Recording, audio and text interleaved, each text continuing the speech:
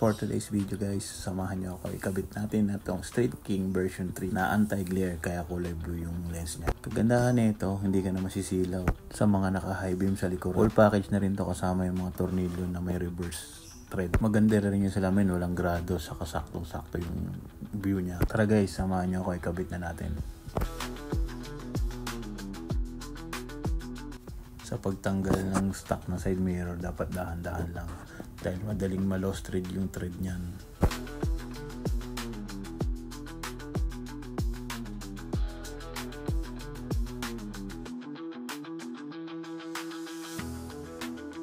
Pag natanggal na natin ang stock na side mirror, ikabit na natin yung nabili nating CNC na Street King na side mirror. Sa pagtutornilyo, dapat maging aware din tayo. Dapat pantay. Huwag tagilid, huwag pilitin. Pag hindi gumagana, hindi maipitan, kamay lang muna gamitin kasi doon nagsisimula yung lost thread.